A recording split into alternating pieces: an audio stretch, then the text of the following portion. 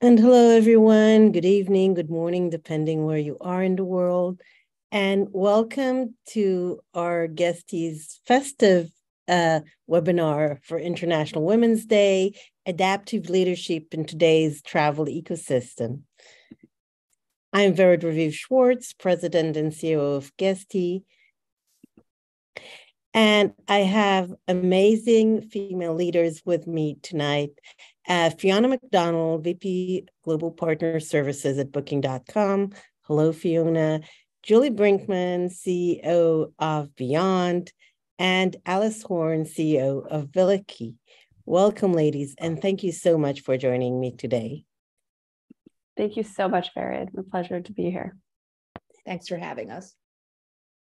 And I'll start with a few opening remarks about current trends that we're seeing in the travel sector. I'm sure everyone is interested in that, followed by the panel discussion with Alice, Julie, and Fiona, and we'll then open it for a live Q&A from the audience. So a few words about the booking data and trends that we're seeing for 2023. Starting with Easter weekend, which is coming up soon in April, we have seen in the US an uptick in reservations of 9% compared to last year. Interesting that it is slightly lower than 2021 bookings, but higher than 2022. Average nightly rates are slightly lower than 2022, but as you can see, are still higher than 2021. And the average night stay is up 4% from 2022. So almost 5 days, again, lower than 21, but higher than 22. But a nice average, I think, still quite high for our industry.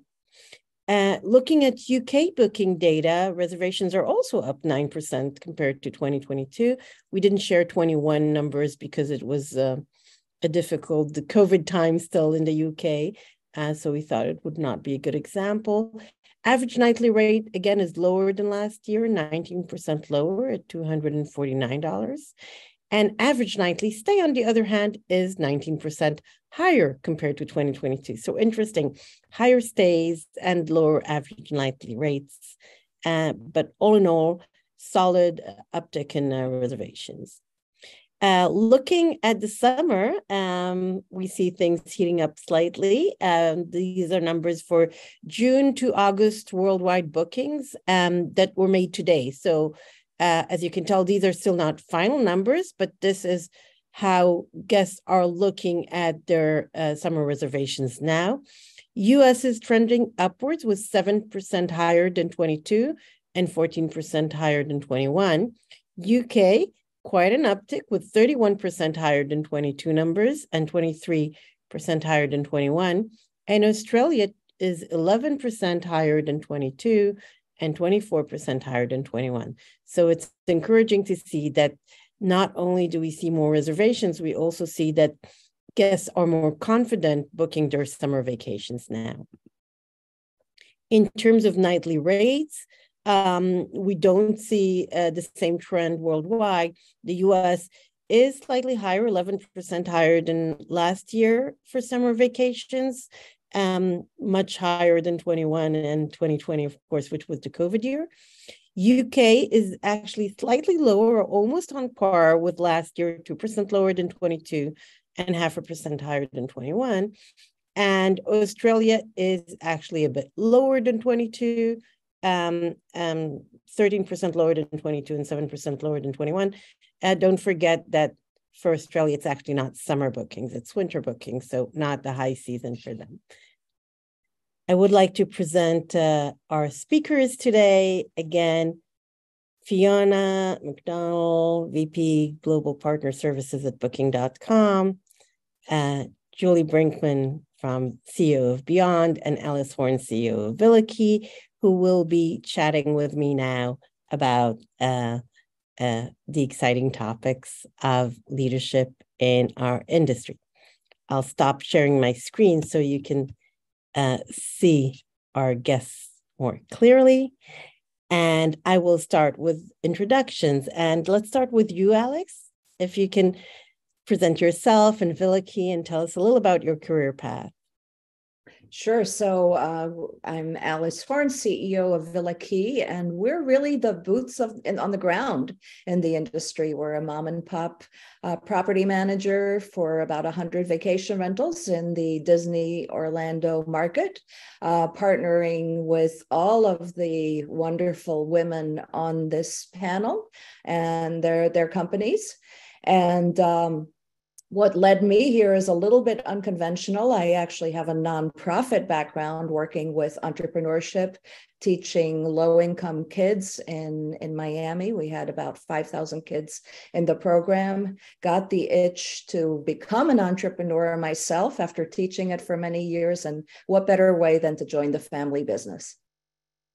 What an amazing story. And if you don't mind adding a little background for us, I mean, you are a family-run business, and how do you keep that family-run culture with scaling and professionalizing a very successful business? So for us, it's actually brought the family closer. I've heard stories that sometimes that's not the case, but for us, it's brought the family closer. And we really, I think we do that by running our team like a business, right? And having clear separation between family issues and business issues. Holidays are strictly off limits. We don't get to talk about business at the dinner table. But then when we do have a business meeting, we run it just like any business meeting with an agenda. We have our roadmap that we follow religiously for each year. So we do that by really having the distinction between the family and the business. And do you believe that your background, the very unique background you presented, gave you different management strategies than one would see in other companies? Yeah, so it turns out that nonprofit leadership and nonprofit management is really ideally suited for running a for-profit business, because in nonprofit, you never have enough resources. Right? You always have to be creative to make things happen. And collaboration is a huge part of that. Nonprofits tend to be very collaborative in the way that they work with each other. If your organization doesn't have the capacity to do a particular task, then you pick up the phone and you call your friend at another nonprofit and say, hey, can we partner together, and can we find a way of serving this need? So I think that that spirit hopefully has come with me to the for-profit world. Wonderful. Thank you so much for that. And Julie, let's hear a little about your background and what led you to Leading Beyond? Sure. Yes. Thank you, Barry, for so much for having me today. And what a story, Alice. I love the scrappiness. I also like the no business talk at the dinner table. We could definitely stand to use some of that as things tend to get, pretty heated at our family dinners. But so my background, I've been at Beyond for 3 years. I started March of 2020, which, if that date wasn't seared into you, I'll remind you, was right around when the entire world shut down. So starting as a chief operating officer of a travel tech company right before the whole world shut down was quite a gauntlet that I ran, but was quickly got to see how incredible our team is here at Beyond and coming together for our customers, because we went from a really hot starting booking season in 2020 to all of a sudden everything coming off the books, which I know everyone remembers. How I got to Beyond is I've been in technology for small to medium-sized businesses now for about 10 years. And before that, I spent about 10 years in consulting. And what drew me to technology and software, one is I come from a family of small business owners. So I saw my dad own his own legal practice, build it, and everything that it took to build your own business just really struck me, because you need all of the resources that enterprise companies have, but you just don't have the capital or access, to those resources. And so, I wanted to be part of the ecosystem to bring those technologies to small business owners. And then two, being in consulting, as you know, can just be incredibly grueling. And so I wanted to be at a place where I could be my full self at work, not just one little sliver of who my person was, but my whole self, as a woman, as a mother, as a wife, as a lover of bad television and pink wine, and I found my home here at Beyond. Wonderful. And I do want to congratulate you for being recognized as a great place to work. I know in 2021 you received a unique certification.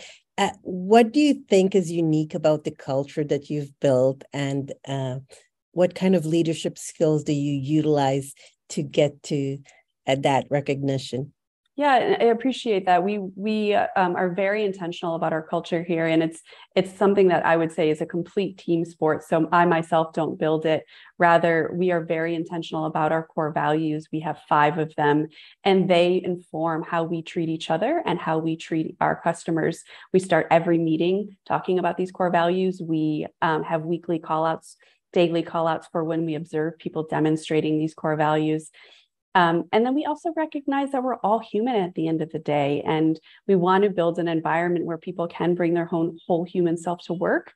And that is a diverse, people of diverse backgrounds that we want to make sure feel included, and we are providing an equitable work experience no matter where you are, who you are, where you come from. All of that really comes together, and we are so lucky to get these awards, but it really just starts with all of us being intentional about having a great place to work. That's wonderful. Thank you so much. And last but not least, Fiona, and I don't know if all of you know that Fiona is not just a senior executive at Booking, she's also a published author. And congratulations for publishing your books, Two Mirrors and a Cheetah. That's correct. And yeah, so we would love to hear about you, your career path, and also what led you to writing. Yeah, so I'm Vice President of Global Partner Services at Booking.com, which behind that title means I'm basically responsible for all the commercial operations and the partner relationships on the supply side of Booking.com. And Booking.com is a leading online travel agent, which provides for both travelers and partners as our sets of customers. And essentially, I've been here probably 10 months now, so I'm going to be very open that I'm going to draw on my whole experience for this conversation this evening, not just the window of 10 months of Booking. But I came into this from a slightly different perspective. I'm an engineer, trained as an engineer, and I've wandered through large branded companies, running many of them in the last sort of 15 years as a general manager, sort of commercial general manager. Most recently, I was also at Amazon running various different retail and then latterly advertising businesses for them. So I've spent my recent career in tech and consumer-facing businesses, and those two sort of dovetail nicely in the sense that Booking is an online marketplace, and with 2 sides, and it has similar challenges. And I have the passion as an avid traveler myself. And 30 years ago, just before doing my engineering, I worked in a hotel in the Alps. I was peeling the carrots and making the beds. So I've had a passion and never been too far away from it, traveling around it. And 30 years or so later, it's a kind of coincidental, but equally a delight to be back in the business and doing it from a different angle. That's interesting. I always feel that our path would lead us to where we intended to go, and it doesn't matter what route we really take, right? So even 30 years later. Fantastic. And I would like to move to some questions that we discussed earlier for our panel. And I want to start with discussing the current situation. I mean, we've all been through COVID 2+ years ago, and for our industry, it was really a very big shock. I'm sure you were all with me there. Julie just starting off, unique. But for all of us, it was something we've never encountered before. I remember that also I, as an executive for over 20 years, said to myself, okay, global pandemic, haven't seen that before. What do we do? Right. But then we've overcome that. The industry is thriving. And now we have this, right? Again, global turmoil, civil unrest in certain regions, and inflation, other uncertainties. How do you manage this, or what did you adopt from your COVID days to deal with the current uncertainties that you see in the market? Julie, why don't you start? Yeah, I mean, just hearing all those litany of things we deal with, Barrett, it makes you want to grab a glass of pink wine. I'll try to adopt that policy. Okay. Yeah, I think what is just been really clear to me in our market in the short-term rental space is how incredibly resilient not only the market is, but our customers are.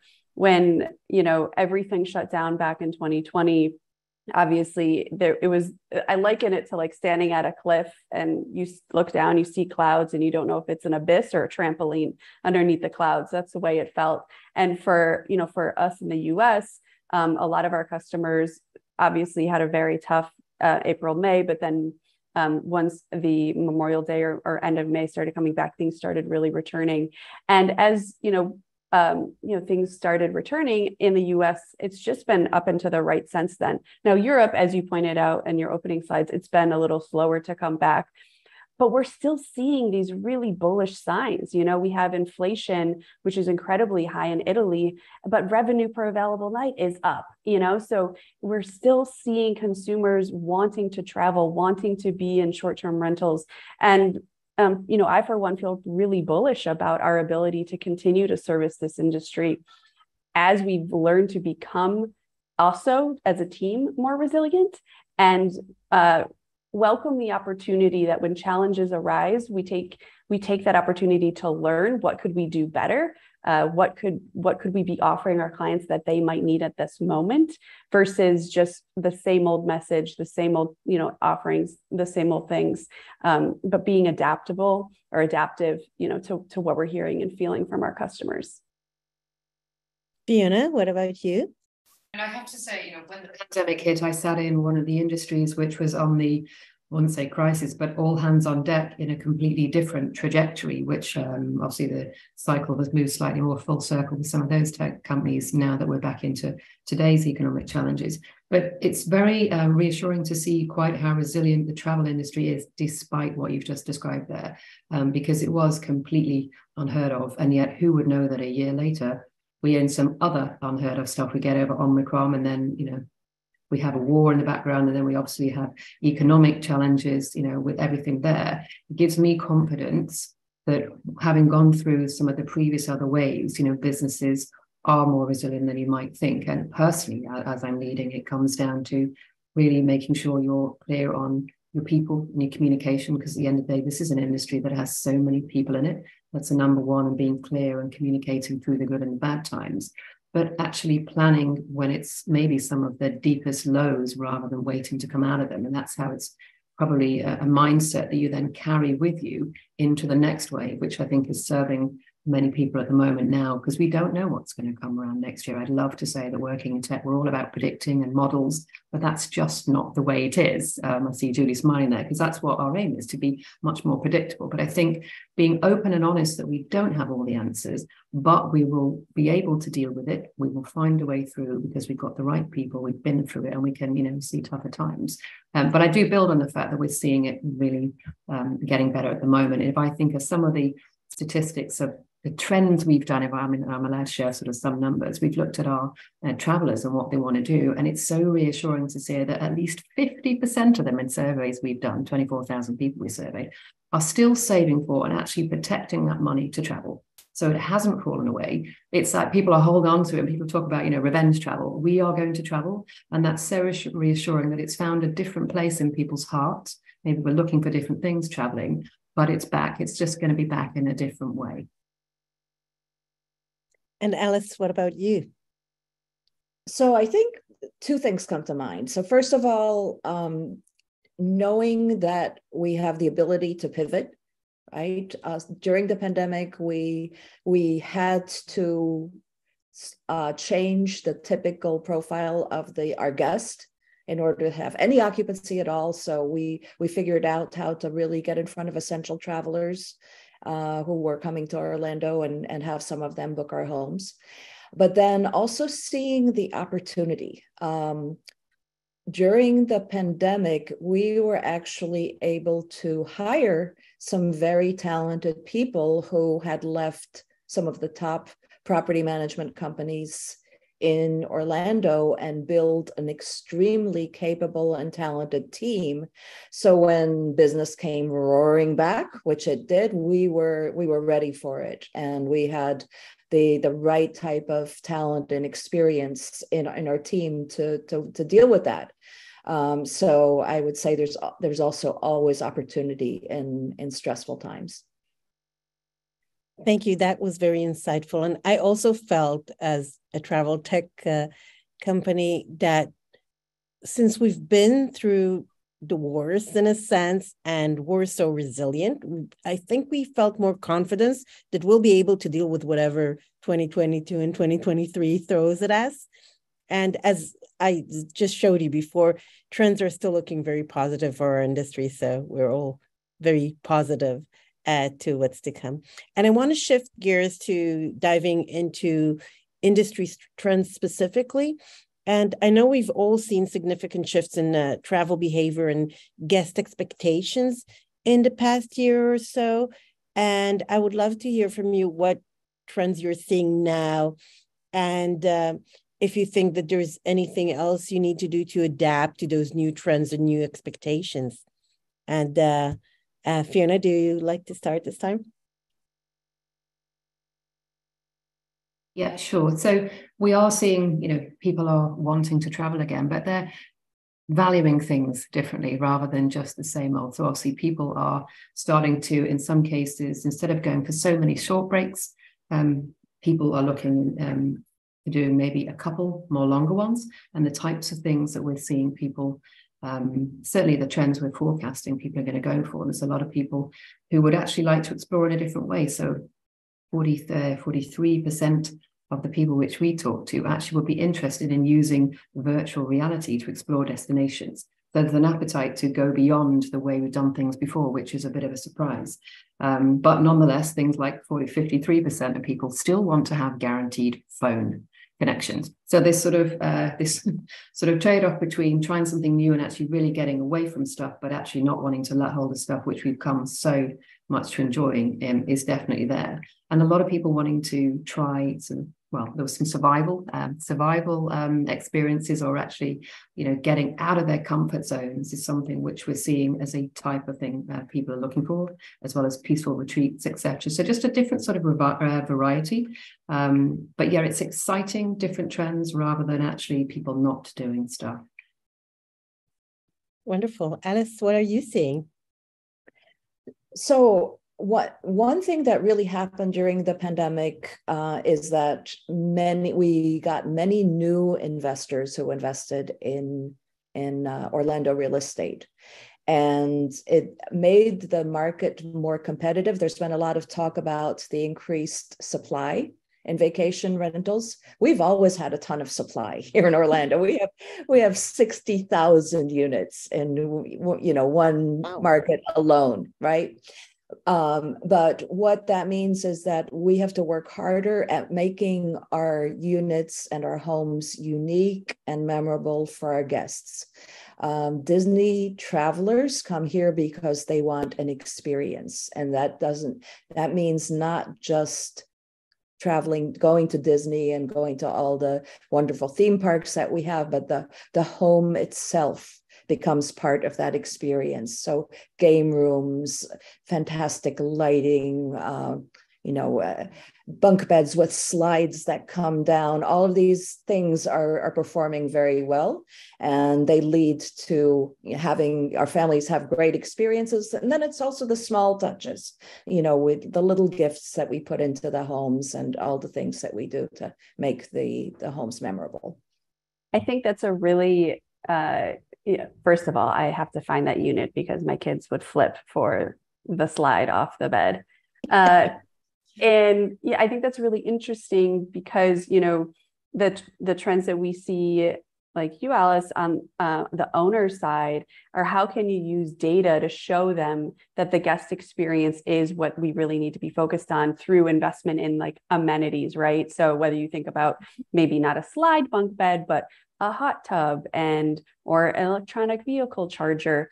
When we're looking to not only retain your owners, I think it's about how you're communicating the value of their listing and how to get more value out of their listing. That is what we're really seeing be on top of property managers' minds as supply has increased. There's more competition than ever amongst each other. And you want to be able to show that extra value as a property manager to your owners by giving them the right information to keep their investment returning a positive ROI. Thank you, Julie. That's a very good point. By the way, in terms of trends and hypes, we all see a lot of the, people talking about AI and ChatGPT is like every second sentence. And do you see any of that being utilized in technology for the short-term rental industry? Julie, any thoughts? Yeah, I'll start. Yeah, so I've been playing around with it because it's kind of addictive. I don't know if you have, but it's pretty fun. We've always at Beyond been extremely aggressive in our investment in machine learning. So how we're analyzing and gathering data and making sure we're turning that into automated action for our customers. I think we push like 50 million prices a day. It's something wild. Now, where I think of the difference between ML and AI is how do you start to learn about human trends and actions humans are taking and pull that into the machine learning as well? I think that's pretty interesting opportunity for us. So as people are potentially doing things like setting minimum stays or minimum prices, how we can be understanding whether that works or doesn't work to help automate some of that action. We also see our customers using the generative AI tools to help with listing quality. So that the content quality on the listing side, I've seen some pretty interesting, descriptions. I think that's a way to get a lot of time back in your day. And the tools get you about 70% there. So you have to make sure you humanize the rest. But I think there's a lot of opportunities from the revenue management side as well as the marketing side. Interesting. I think 70% is really high. Oh, yeah, absolutely. Absolutely. You just don't want to publish it right away. Yeah. Alice, have you experimented or thought of, can you think you can combine that with the human touch? I'm all ears. I defer to the much more tech savvy people on this panel on that one.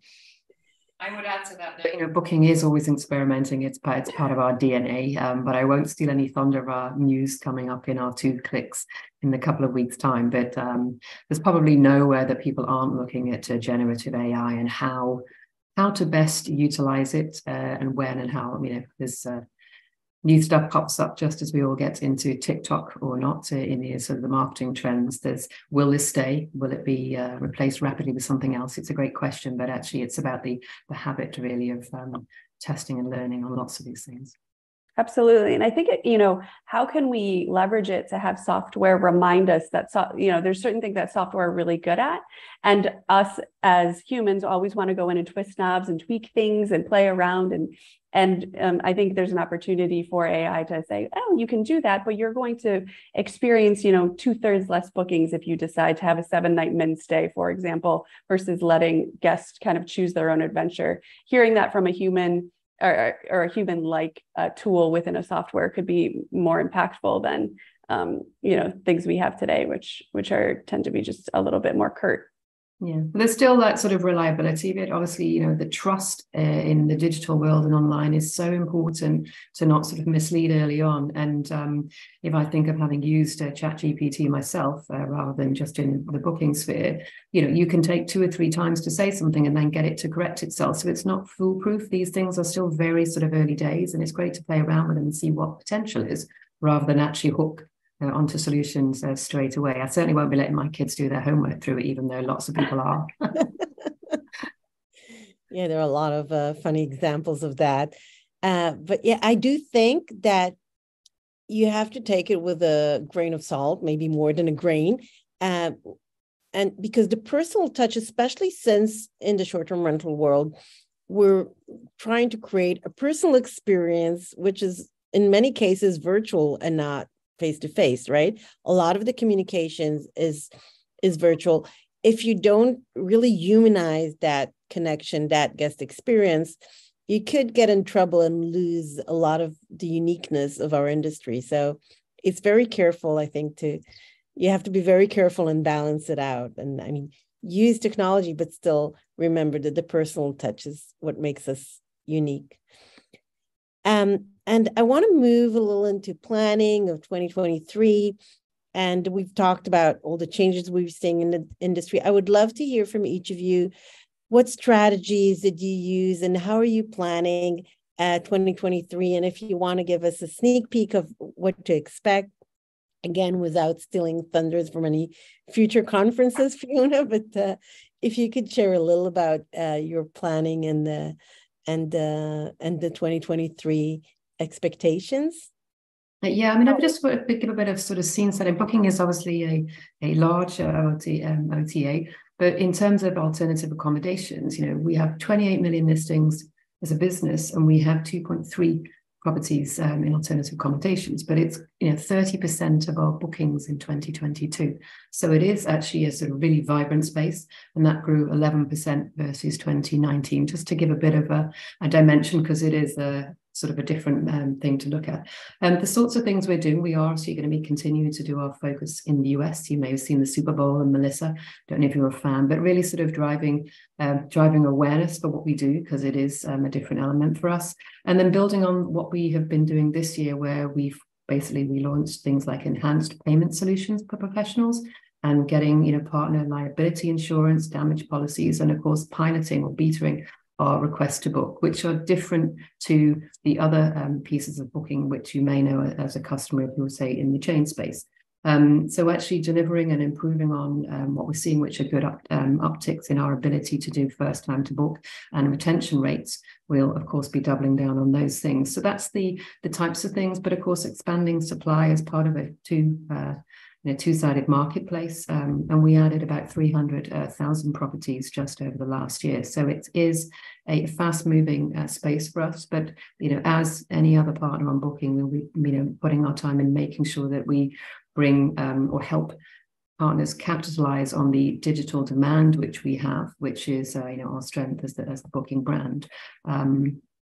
Whilst listening to where we still need to improve. Hopefully that's clear that that's a continuous journey in listening, and there are different needs in this space, hence our development focus at the moment.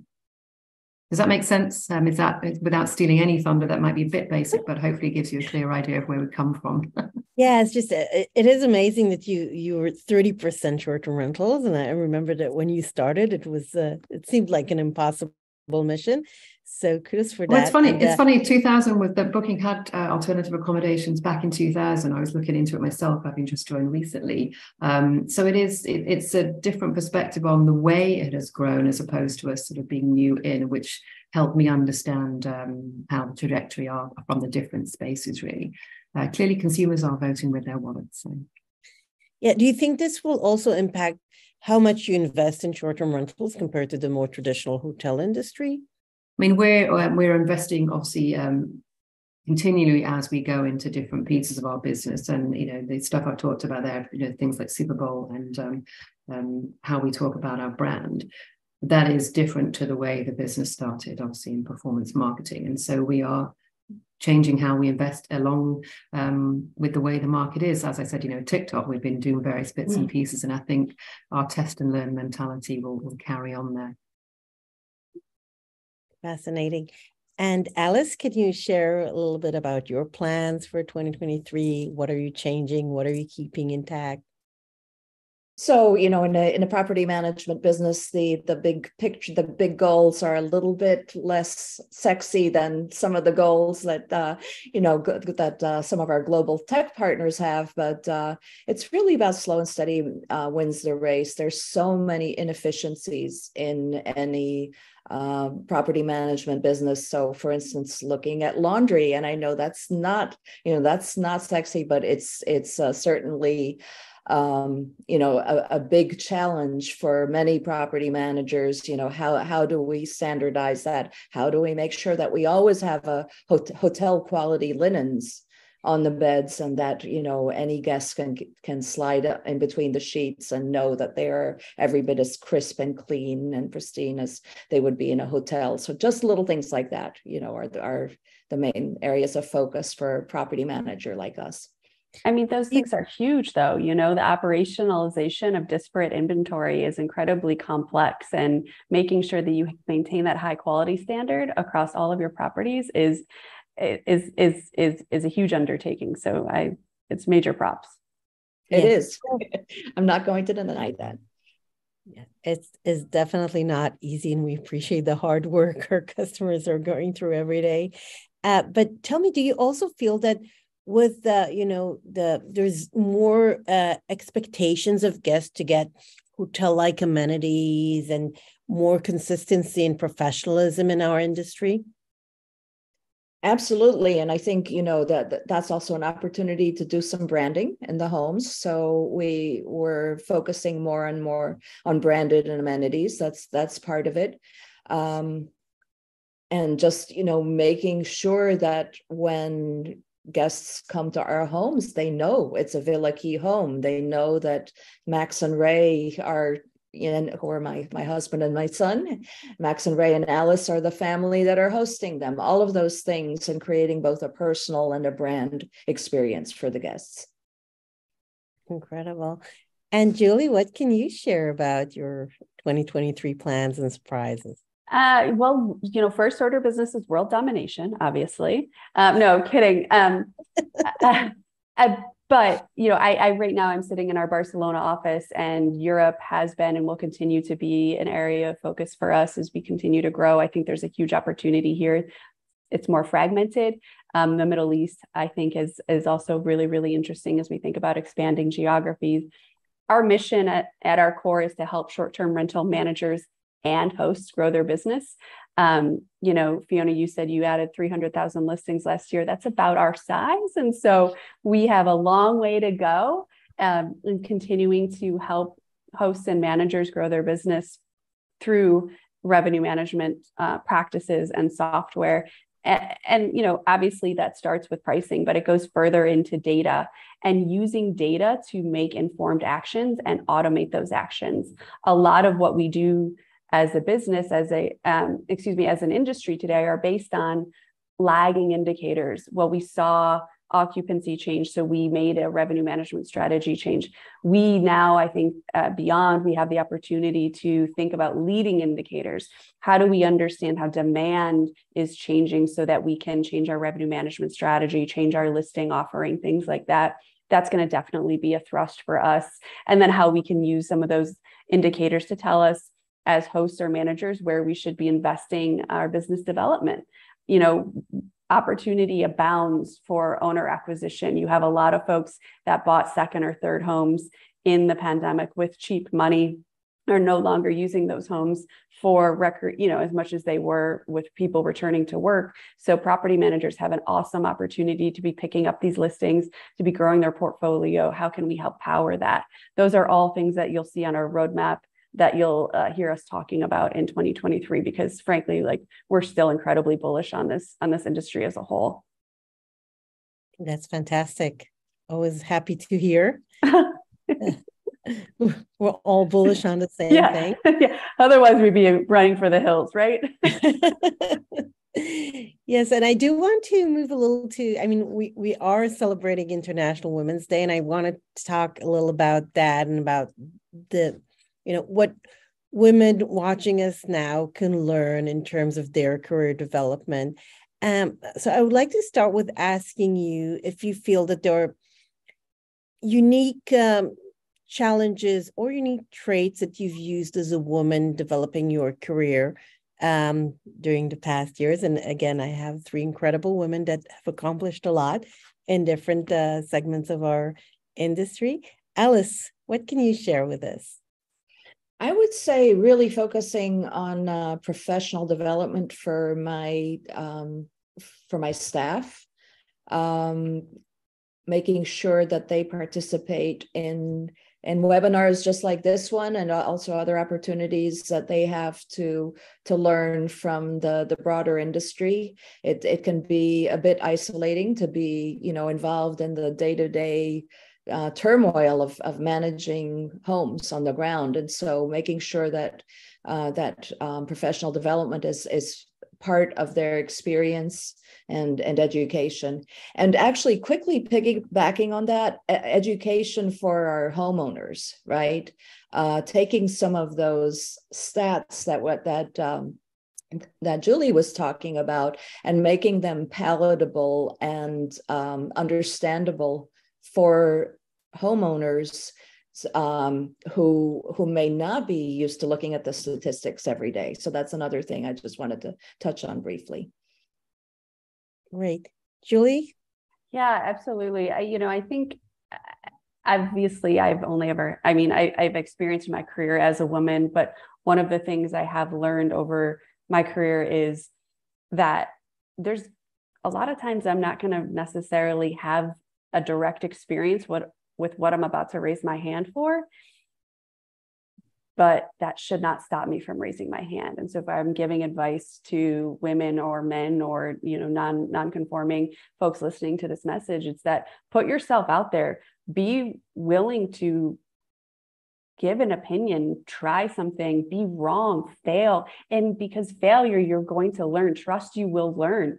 Oftentimes you'll see in meetings, people are sort of afraid to give their opinion because they're afraid what someone might think.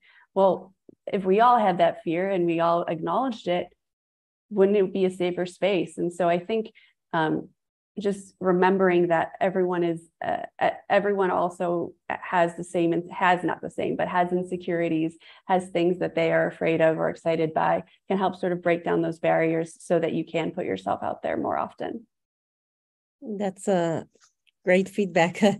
I always tell that as well, that if, I only have applied to things I've done before, I would never climb that ladder, right? Because you always have to start doing things you have not experienced in the past, and you have to believe in yourself.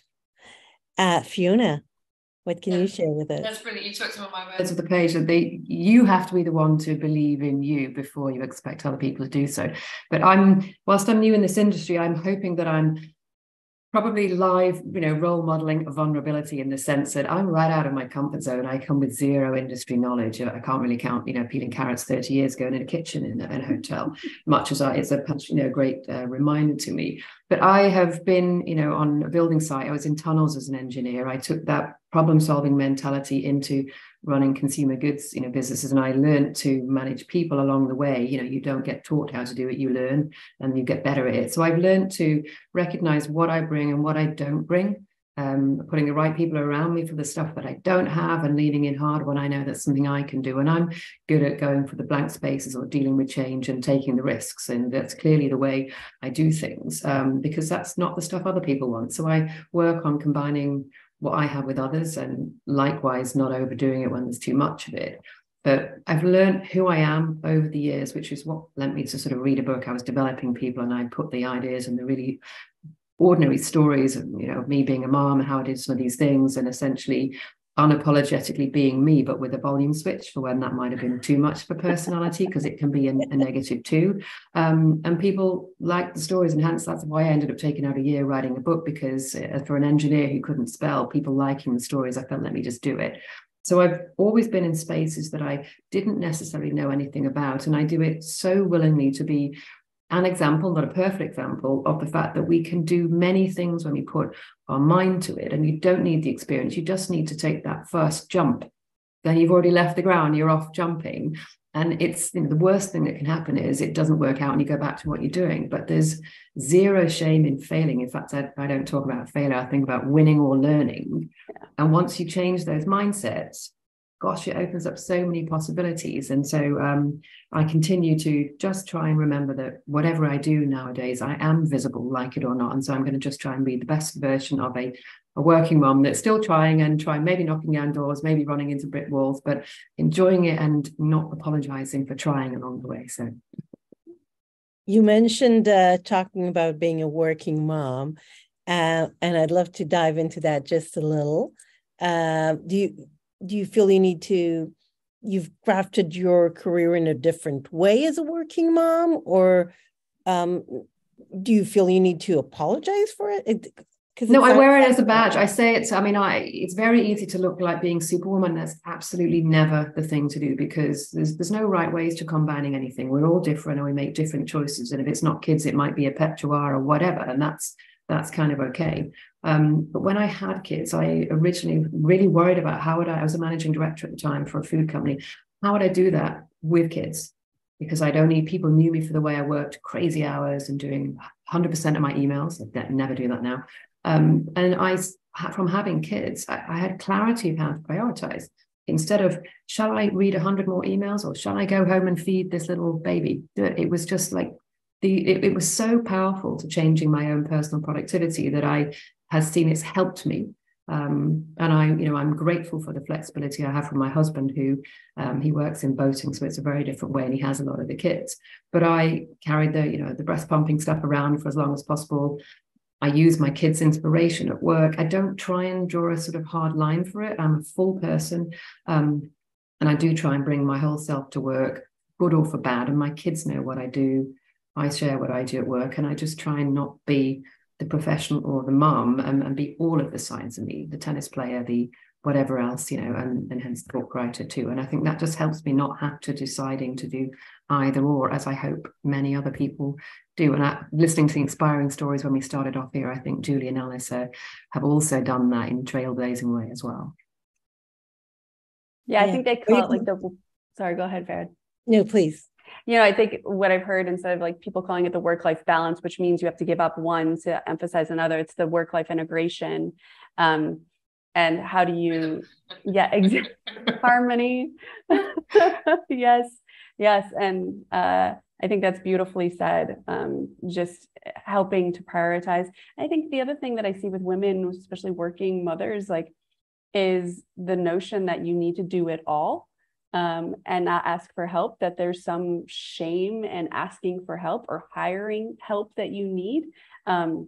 Is absolutely, when I speak with young moms, there is no shame. If you want someone to come and help you with laundry because you want to spend those hours on a weekend with your kids, you should do that. And you don't need to apologize. You should, because after all, you're hiring someone, you're contributing to the, their well-being as well. So I think just there's a lot of shame and burden that we carry as working moms that I'd love for people to just help release, and just trust that they are making the right decision for themselves and their family.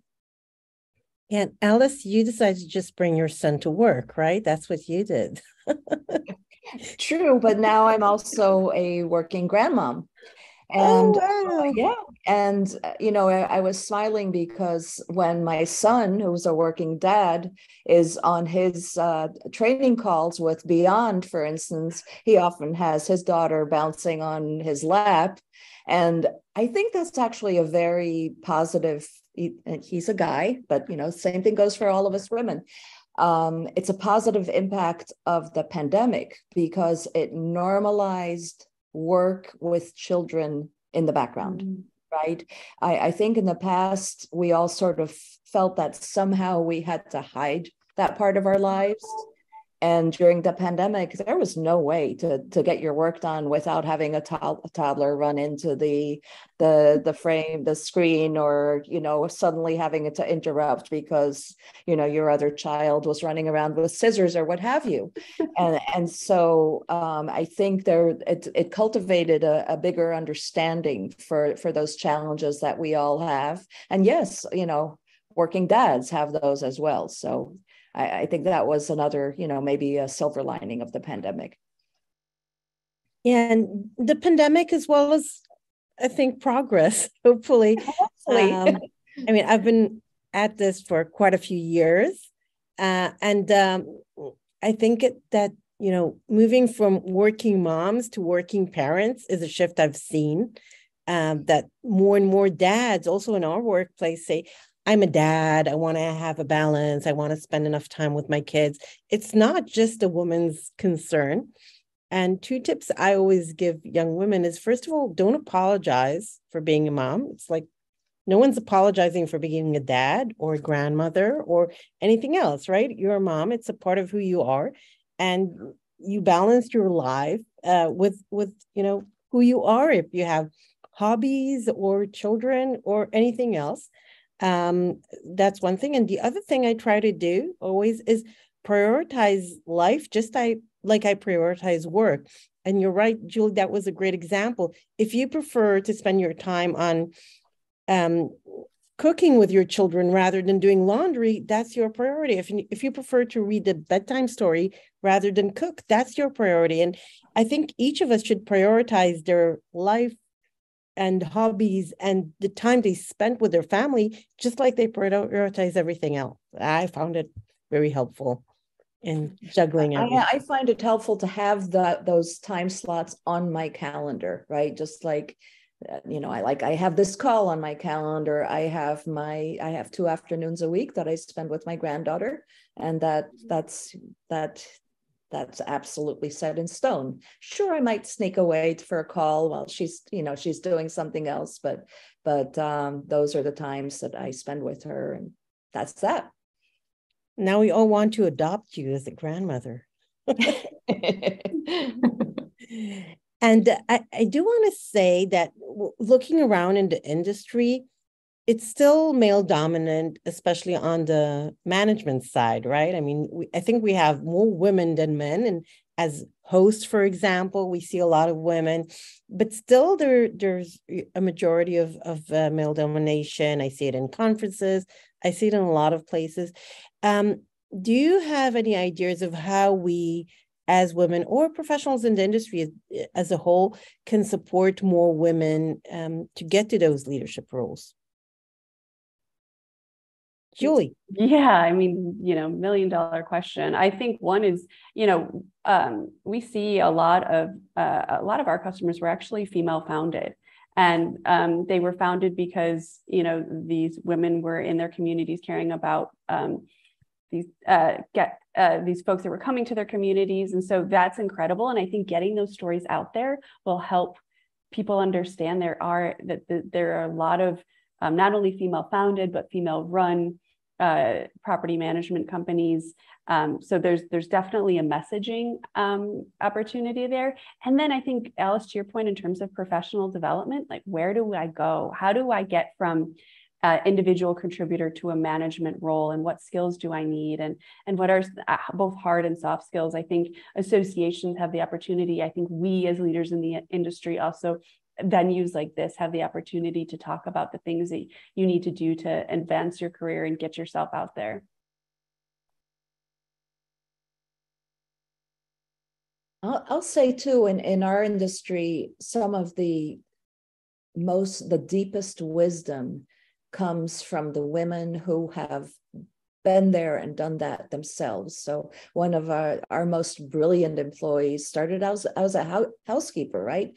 So it's working with employees like her to change the mindset and the compartmentalizing that may have come along the way thus far in her career, and allowing her to see that the sky is the limit, no matter where she started.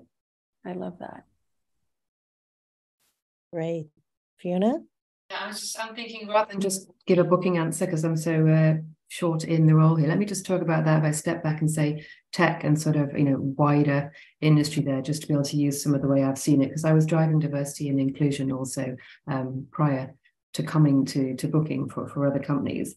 And it's easy to sort of focus in on what does the women not have, rather than say actually what is systemic, and actually where are the biases in processes, but also where is the pipeline of talent, and actually where are we going right back to actually how do you make sure you have enough people who are able to come into the industry. And here I'm talking tech industry rather than say hospitality, because it's not just a case of the people who are at these levels move forward. There's a lot of different things which we have to sort of tackle, I think, in general, to make the world fairer. Of course, helping people and not just assuming that all women suffer from confidence and imposter syndrome, but some do, but not generally everybody. And it's about understanding in each company, what is it? What are those challenges, so that you listen and tackle the things which need to be done for your company. It could be the phone process. I know from a previous company when we, did interviews, women did less well on a phone interview.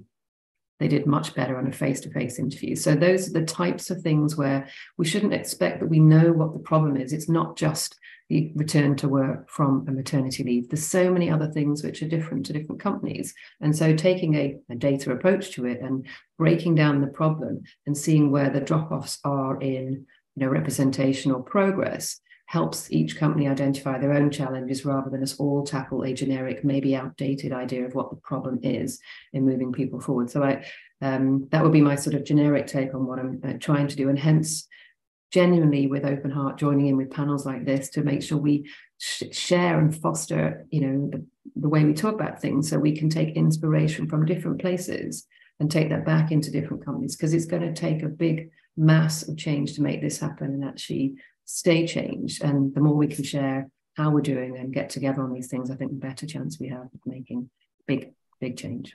Absolutely. Thank you. That was great insights, and let's pray for a lot of success in implementing those in the years to come and as early as possible. I think we're coming to a wrap. Thank you so much for your time and helpful insights. If you haven't registered to Guestival yet, it's coming to you in May 8th to 10th in Tel Aviv, and tickets are now on sale. And we welcome you there. It's going to be a blast. And here's to a lot more equality in the year to come. Thank you so much. Thank you, everyone. Thank you so much.